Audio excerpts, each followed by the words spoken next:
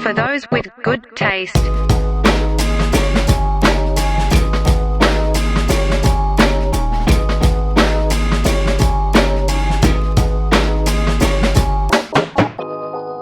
Hey, what is going on, everybody? It's your boys from For Those with Good Taste. I'm Matt. He's Lenny. Bang, bang. And we are right back in here. You guys are right back over there. Hit that subscribe button. Hit us in the comment section. Smack us with a like. Who knows? We're here with part deux, Matt. Part deux? Part deux. Part deux. Conor McGregor, Dustin Poirier. Part deux. Part deux. But we're part deux of their part deux. It's Durception. Yes. It's a dur within a dur. Yeah, I was trying to... What is deux squared? I don't think that's 4 durs, though. Fred Durst. Is he still around? It's all about the nookie. If he's not, he should be. But yeah, man, we're right back in here. On our first episode, we kind of gave everybody the highlight, the background to the very first meeting. How we got there, so to speak. Yeah, absolutely. The yellow brick road of how we got to Dustin Poirier, Conor McGregor 1. And it came and went, and Conor dusted this man. Oh, damn. Why would you do that to this man? Am I wrong, though? Like No, you're not. In most facets. I mean, first of all, he called the round.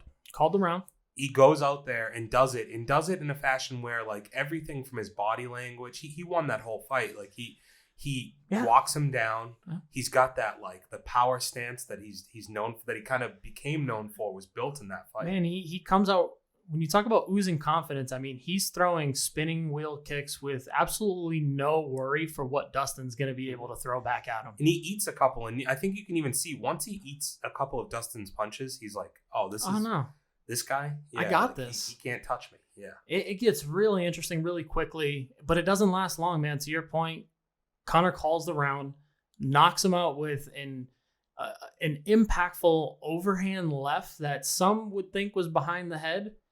I think you and I are in agreement that it is square on the equilibrium behind the ear. It's definitely behind the ear, but there's no. It's similar to the Junior Dos Anjos stuff recently with Sorel Gagne. Like it's just. You moved your head, man. It's a legal shot. You ducked into it, dude. Like, and I think Dustin's never come back and really used that as an excuse to his credit.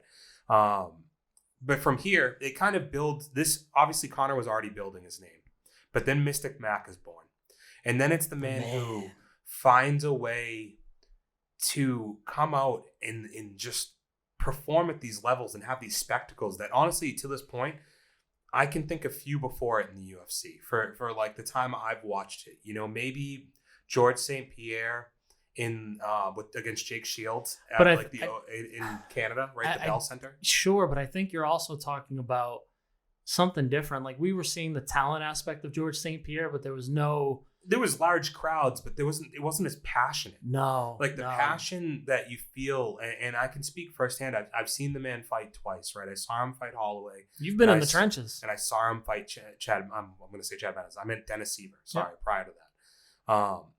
And the energy that the man is able to bring into an arena is just insane. And the Poirier fight, I think, is in such a large part to that, because when I go on to see him fight Seaver, now it's like before. It's the hardcores that were there at the prelims to see the guy that we had all heard about who's finally debuting in the United States, right? Like, I was there for that. I got there early, and I knew I wanted to see it. But the Seaver fight, it's a sold-out arena, and they're there for Conor McGregor. And it puts him on this trajectory because he jumps over the cage in this fight. I actually thought about this recently because he goes on to jump out. Like, we have the Habib. Jumps out of the cage several times. Yeah, we have the Habib jump out of the cage. But this is when he jumps out of the cage at Jose Aldo. Yeah. And gets in his face. And everybody was okay with it then. Yep. And he's supposed to go on, and I think he's going to fight. In his next fight, he's supposed to fight Aldo. Aldo gets hurt or whatever happens. He pulls out. Conor, again, builds his name even further because he takes a fight on days' notice. Real short notice. A thing that becomes a common theme in his career that he is more than willing, and I think it's what builds a lot of the clout that he has with MMA fans, is that he's not just talking the game at this point. He's also showing that he can walk the walk a little bit. And he takes a fight on short notice against a wrestler. Granted, the gas tank wasn't going to be there, but this is a style that most people said that Conor would have trouble with. He defeats Chad Mendes in 2 rounds, gets him out. Do you remember when you broke the news to me that he had accepted the Chad Mendes fight? No. You painted the picture of how that went down, how Conor McGregor is sleeping on his couch and picks up the phone, and it's John Kavanaugh. And he tells him, yeah, Aldo's out, man. They want to give you Mendez. And he's like, it doesn't even matter, bro. Yeah. You know, I don't think he said bro. That's all I'm saying, He probably dude. said mate. But, Doesn't matter. But it's insane to think that he takes that fight on short notice against a wrestler who everybody said was going to be his kryptonite. Mm-hmm. And he stands up against that test. Big time. He it's not easy, but he comes out the other side. He gets a grand walkout too, if you remember. So from here, you get him starching again a guy who 10-year run, Jose Aldo's been the GOAT at his weight class. Conor comes out, calls his shot in the room before he comes out in the dressing room, practices on the left. And then he knocks him out in 13 seconds. And here we are, Matt. I remember that moment. There's never been a bigger name in sport in the sport of MMA. In that 13-second stretch, the biggest name in MMA history is born. Conor McGregor has transcended the possibilities of what an MMA star could be. Yes, sir. Let's flip the roles here. Dustin Poirier, yes, sir, loses that fight to Conor McGregor, devastating fashion, and they still don't really kind of pay respect to this man because he's going up against some heavy hitters. He's fighting Carlos Diego Ferreira, ends up beating him by knockout. He then goes on to fight Yancy Medeiros, another guy who is going to get into these wars and these slugfests. He wins that fight. And then you get this storyline of, hey, we're going to match DP up against Joe Duffy. And Joe Duffy, as many people know, is the guy who beat Conor McGregor before he came over to the UFC in the United States. Yeah, to this point, Conor's got 2 losses on his record, and his last one was against Joe Duffy by submission. Yeah. Important thing to mention about Dustin Poirier at this point, though, he is doing this. He moved up in weight. He goes up to the 155-pound division. He goes there before Conor does. Yeah, sorry. So that's the big thing. After he loses that fight, the Ferreira fight, the Yancy Medeiros fights, the Joe Duffy fights, moves up to 155 I think he blamed the weight pounds. cut a little bit for his chin in the knockout. And to his credit, he has had a rock-solid chin for the most part since. He's also a big guy. When you look at that fight with him and Conor, there's not a lot of instances where Conor looks like a smaller guy, and Dustin's definitely bigger there.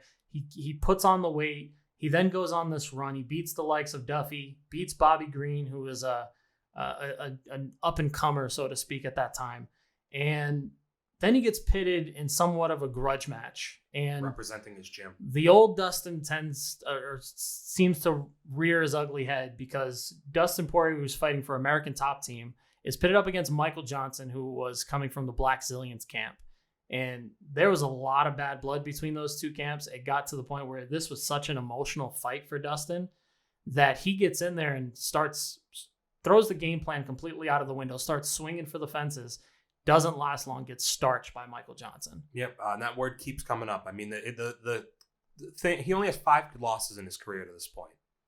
But so many, they either came by first round getting overwhelmed and getting knocked out, or they come from guys that are the step above him in competition who have worn him out over a few rounds, and they find a way to finish him. So it's a hard thing, and he has to look in the mirror a little bit at this point. It's another loss. You've got to try and figure out what you can do differently. Yeah. Where can I go to kind of get past this hurdle that I've come across over and over again? But Dustin at this point isn't the only one going through hurdles, right? This is 2016, and you have Conor McGregor again stepping up. He's looking to go for that next trophy on the wall, right? He's going big game hunting again. He wants that champ status. So he's going to go for his first attempt at a double belt. He wants to go up to 155 and he wants to claim the championship there. And as the UFC, with the cash cow in front of you that you have, you got to strap the rocket ship onto him. So they book the fight. And at this time, the 155-pound champion is Rafael Dos Anjos, who is on a tear. Come off of beating the Wheaties box hero, Anthony Pettis, and then defending against the likes of Gilbert Melendez. I mean, he's right. Man. Great fighter. But he drops out before the fight can happen. And again, Conor's put in a situation where some people may have walked away, but instead he agrees to fight Nate Diaz, who has just called him out a couple months previous, and it leads to the most successful fight of all time at this time, time period, basically. Yeah, one of the biggest matches, absolutely. Nate Diaz's coronation, Conor McGregor is responsible for bringing this man up into the next tax bracket. And it's very important that happens. Conor then suffers, though, his first defeat. Yep. He gets overwhelmed. He has a great dominant first round, but he gets overwhelmed by the durability of Diaz. And this fight's at 170 pounds. Yeah, so it's a heavier big guy. mention. But Nate's only coming in on a couple weeks' notice. But the thing about the Diaz brothers is they're built for this. Like they're built for that. I have a saying that you stay ready so you don't have to get ready. And the Diaz brothers, they stay ready all the time. So Conor has his first taste of defeat in the UFC, and it's his first kind of hardship that he's had to go through, right? That he comes back later on that year, and he overcomes it. He defeats his foe. He overcomes Nate Diaz. He does it over 5 rounds too, which is huge because it kind of dispels some of the theories that he can't do it over 5 rounds. He shows when he's committed and he develops a game plan. He did have trouble. He overcomes it in the 3rd and 4th round a little bit. But he comes back and has a really, really strong 5th round, closes out that fight and gets a win. And he looks great knocking him down multiple times in there. Yeah. This propels him to finally get that double champ status that he's looking for. And he has maybe the best fight of his career, defeating Eddie Alvarez with a 4-punch combination. Very reminiscent of his knockout of Ivan Bushinger the first time he went for a dual championship status. Go look that up. Both of those knockouts are incredible, and they're just they complement each other so well when you look at the development of Conor later on in his career. He was already setting that stuff up years ago, but now he's implemented it on the biggest stage of his career. And again, shows the fact that when you put him in a big fight situation, he's always going to come to fight. Oh, he comes to deliver. Yes. Like it's not just a win, it's a performance. I'm going to call my shot and I'm going to make it look spectacular. And that fight with Nate Diaz wasn't pretty, but it was everything that we kind of needed to see from Conor at that point. And then the Eddie Alvarez fight, he just icing on the cake, man. If you watch that combination, it's poetry in motion. He lands some beautiful shots. Your guy though knows a little bit of something about Eddie Alvarez. Oh, he knows a couple 1-2 things about Eddie Alvarez, because we talked about Dustin kind of needing to overcome this hump, this mental gap that he might have had, and he loses to Michael Johnson. He fights a strapping Jim Miller, crafty vet. Mm-hmm. That is a fight that I kind of feel like he's fighting a crafty vet, knows what he needs to do to kind of pull off the win, gets a decision, and then he's in there with Eddie Alvarez. And Lenny, he puts a work in on Eddie Alvarez. This is a back and forth fight, but you start seeing Eddie Alvarez wilt under the pressure that is Dustin Poirier. Mm-hmm. And it unfortunately ends up with an unfortunate illegal knee disqualification. Eddie Alvarez is able to take Dustin Poirier up against the cage, almost gets him down to the ground, starts throwing headshots with his knees. Yeah, to a downed opponent. Gets DQ'd. Not DQ'd. Gets a no contest. And that kind of is another spark for Dustin Poirier because he's rattling off wins. We're talking Anthony Pettis, Justin Gaethje. Then the pinnacle comes back. He's fighting Eddie Alvarez again. It's his opportunity to take this grudge match, make a stake for himself. Yes, sir. And without missing a beat, flying colors, performance of the night, knocks out Eddie Alvarez and picks up right where he left off. And this was kind of, the place where now Dustin Poirier is we're starting to see it. We're starting to see that potential come to fruition. I think you feel like he's made his next step at this point, and you're ready to see him finally get his shot at the top of the food chain. Really, like he's overcome that. You've forgotten about the loss to Conor. And then the Michael Johnson one, you're like, oh, that was like a kind of a rarity. Like you, aside from that, where it's like the motions got the best of him, I think that was a really important. That could have went anywhere, right? For him, right? So he then goes from there to fight for his first championship. Yeah, and he's meeting an old foe.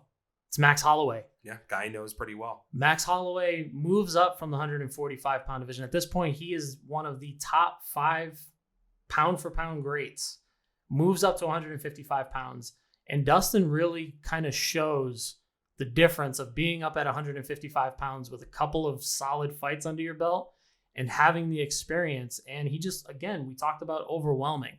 Simply overwhelms Max Holloway. The size was too much, it felt like. Yeah. And it was the first time where I think we all said, like, damn, Max Holloway always looked a little big at 145, but he's got to find a way to stay there because Dustin Poirier beat the brakes off this man. And it wasn't like it wasn't competitive. They were landing shots, but you could tell when punches were landing on Dustin, wasn't moving him. When he was landing punches on Max, you could see Max tremble at some of those shots.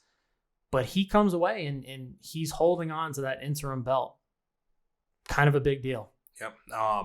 During this time period, on the other side, we have Conor's kind of stepped away from the game a little bit. His focus has moved away from MMA. He's achieved so much in a short period, really over 4 years. He's done everything that anybody could ever want to do in a UFC career, right? And he did it that quickly. So he sets his sights on an even bigger prize. And he goes out there and gets a very well publicized. We all know about it. The boxing match with Floyd Mayweather doesn't go his direction, but I'd still say he was a victor. Comes out with $100 million, right? No, nobody's saying that Conor was a loser after that fight. Yeah, not a care in the world. He did it. He went 10 rounds too, and he had some moments where he looked pretty good in there. But the focus is still just further and further away from what got him here. The guy, despite having a lot of talk, was always fiery, and you always knew he was going to show up on fight night. And you kind of get a feeling between 2016 and 2018 that that's not the game he's playing anymore. And the money has kind of gone to his head, and he feels a bit untouchable. Yeah. And a lot of young people are going to go through that, especially when you have $100 million in the bank and you've starched everybody you've gone against, right? If there's a span of a couple of years where you're cashing welfare checks to cashing $100 million checks, you have the right to you can do whatever you want, man. Right? You can do whatever you want. But he comes back and he has this huge grudge match with a common foe between Dustin and himself, right? They both fight Khabib, both to varying levels of little success, right? One goes 3 rounds, the other goes 4. I would argue that Conor was still one of the toughest fights for Khabib. And if you listen to Conor, even as recently as today, will tell you that he was coming in subpar to his normal quality. He was drinking a lot. He wasn't really trying in fights. But John Jones would tell you that's how I won all my championships. That's how I beat Alexander Gustafsson. Yeah. Essentially. But it's no knock on Conor. And I think looking back as we do, when we look at Khabib's performance against Dustin, against Justin Gaethje, Conor didn't look that bad. No. Wasn't that bad. No, like when Khabib's recently said top 5 fighters he's ever fought, and Conor McGregor is in that conversation for him. He knows that it wasn't easy. Conor won a round off the guy, and it was after he'd gotten the breaks beat off him in the first 2 rounds. So this culminates with 2020, right? Yeah. And they both fought one time in 2020, and they both came out successful. Dan Hooker and Dustin Poirier is a potential fight of the year. There's maybe 1 or 2 fights that were better than it and edged it out, but it is just hard barely. to say. Just barely. The second round of that fight, oh my God, is a fucking... It almost seems like a 10-minute round at that point because there's so much going on. Hard, and it's like you hear everything. It is like, if you haven't seen it, you have to watch it. And if you have seen it, drop a thought in the comments about how awesome that fight was. It was incredible. But he has this fight, and you're like, okay, like he has the fire back a little bit. Dustin wanted to be in there. He wanted to get the job done. And I think it signaled something to the rest of the division. Like he's still a guy that we need to go after. Yeah, Khabib may have beat him, but there's going to be a lot of guys who are going to find it hard pressed to beat him at this level. And when we talk about that level of fight between those two, 5-round barn burner between them, you flip it, Conor McGregor, quick work of Donald Cerrone. Yeah, he had planned to come out and have a season. Things didn't work out in his favor, but nobody can say that the 2020 campaign was completely unsuccessful for Conor. He knocks out a legend in Donald Cerrone in 1 round, and you can say maybe Cerrone's a little bit later in his career, but I think it was important for Conor coming off of 2 years out of there to not. It wasn't even a fight. I mean, he almost knocked him out with shoulders. Like, that's not just a guy choking. That's how good Conor is, right? No. And here we are, these 2 guys coming off of wins, and it's just the stars are going to align, Matt. The stars are going to align, and we are almost reaching the summit. For those with good taste.